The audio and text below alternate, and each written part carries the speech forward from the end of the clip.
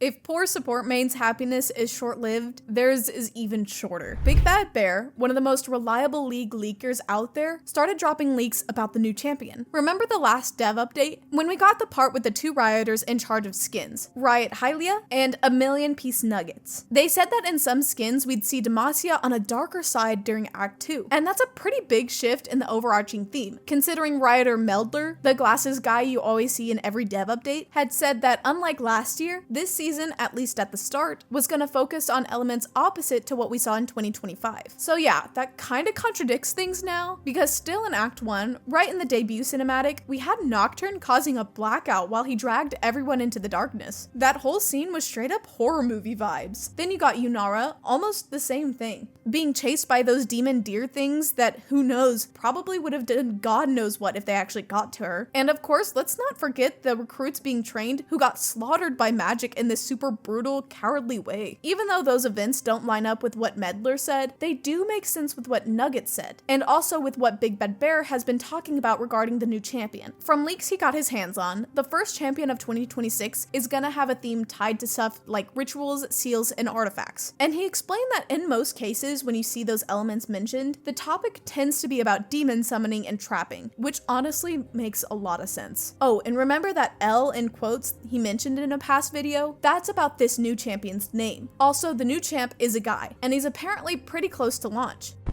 While this video was being recorded and edited, more leaks came out. The L actually stands for Lock, and according to the leaks, he'll most likely be a bruiser or an assassin. So yeah, this champion supposedly has something linking him to demons, and he also has some connection to this new item we have in the game, Fiend Hunter Bolts. If you look up the name on the wiki and check the lore curiosities, you'll notice that it says this item is from Demacia, and that it's made of Demacian steel. Now, before I go into my interpretations and even some theories about this occultist, possible demon hunter, let me make one thing be clear. Rose Knight does not exist anymore. It's been scrapped by Riot, period. That's literally the final nail in the coffin. I mean, I could be sad for support mains who have been waiting forever for a champion, but honestly, I don't even care. I couldn't care less about a support. I don't play that lane. And honestly, I'd rather there not even be a support champion. And like I said before, Riot just doesn't give a shit about that role. So if people have already been waiting 3 years for a support, I wouldn't be shocked if they had to wait 1 or 2 more. But going back to talk about this L guy, man, I kind of think he's like a reinterpretation of what Vayne is. We know she's all about vengeance and learned how to hunt every kind of night creature, and she even developed this kind of psychotic taste for killing those things. It's not a coincidence, the wiki literally says Vayne is similar to the serial killer Dexter Morgan from the Dexter series. And just so you know, that's not a real serial killer, it's from the show. But with this L guy, the deal is that instead of just identifying dark magic and learning how to fight it, he's going to use that dark magic to fight evil itself. Like the classic fight fire with fire, which honestly is a super cool theme. Even cooler than all of you hitting the subscribe button and thinking about becoming a member, so you'll get access to all kinds of cool perks, like picking a video topic and getting videos before everyone else.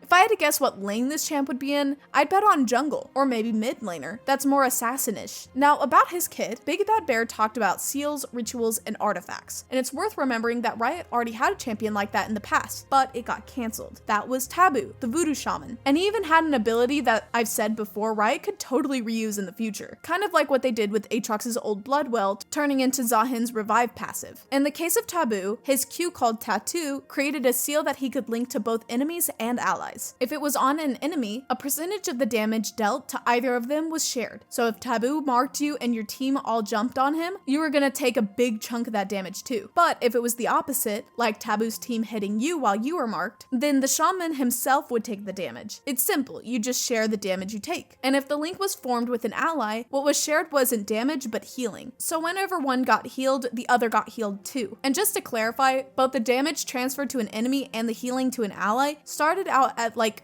50%, but you could go all the way up to 90%. Man, that's wild. Imagine if you linked with the enemy ADC and now 90% of the damage you take goes onto him. You could literally do whatever you want in the enemy team and they can't touch you. If you build tanky or even just like 11% more health than the enemy ADC, if they deal enough damage to kill you, it basically guarantees their ADC dies too. That's ridiculously OP. It honestly feels a lot like Haiden from Naruto. For those that don't know, that character worshipped an entity called Joshin, which literally translates to the heart of evil, or preserve God. Joshin is known as the deity of Joshinism, a religion centered around sacrifices and total destruction. And for those who have faith and follow his teachings, Joshin grants immortality and blood-based curse techniques, which is basically what Haydn uses. He uses his target's blood to connect with them and then, much like Taboo's ability, transfers all damage taken from one to the other. And since he's immortal, he keeps attacking himself until the target dies. That would be super interesting to pull off with Taboo, but it would probably be the most broken anti-fun thing ever. That said, I don't actually think this new character is going to be as massive of a pain in the ass as Haydn was. I honestly think he's more like an anti-hero, maybe someone who's been disillusioned with Demacian justice, or someone wanting to repay pain done to him in the same coin. You know that cover image from the comic for The Fallen coming out on February 4th? We see that blonde guy kneeling in tears and being comforted by Garen, who gave him some kind of honor artifact in tribute to one of the recruits who died in that attack. I'd say that's the exact moment where this character's transformation begins, if he really is El. Now, how is El gonna learn about these sealing magics and rituals? Well, the Hunters of Magic confiscate this type of stuff and keep it hidden, but they probably don't destroy all of it. And then there's the Order of the Illuminators, which has books in their libraries with arcane knowledge, because they teach mages how to handle their powers so they can control them and don't reveal them, to avoid prison or worse under Demacia's laws and its militia. Or it could also be that El ends up making some kind of pact with a demon that's going to be introduced, and later on he uses the same powers to deal with other creatures of darkness. I think there's a real chance this character ends up being kind of a mixed concept, like Blade the Vampire Hunter, combined with John Constantine, and maybe even some character from Jujutsu. You know that anime, Jujutsu Kaisen? Who knows? Another thing that still intrigues me is that necklace with the runic symbol the assassins were wearing in the Salvation animation. I think there might be something behind that too. Like, they weren't there just to show Garen's justice being applied, since 4 of his men died, and he killed 4 of the enemies, leaving one alive in the end after making the guy shit his pants and still farming that aura. If you stop to think about it, he could have gone for the pentakill, but he chose to stick with the quadra. Jin would be so proud. And no guys, I highly doubt the new champion is that assassin who shit himself in front of Garen. I really doubt they'd give him some kind of redemption arc or personality shift and turn him into a Demacian. I'm way more convinced it's that blonde guy in mourning from that comic. But yeah, that's basically it. I'll see you guys in the next video.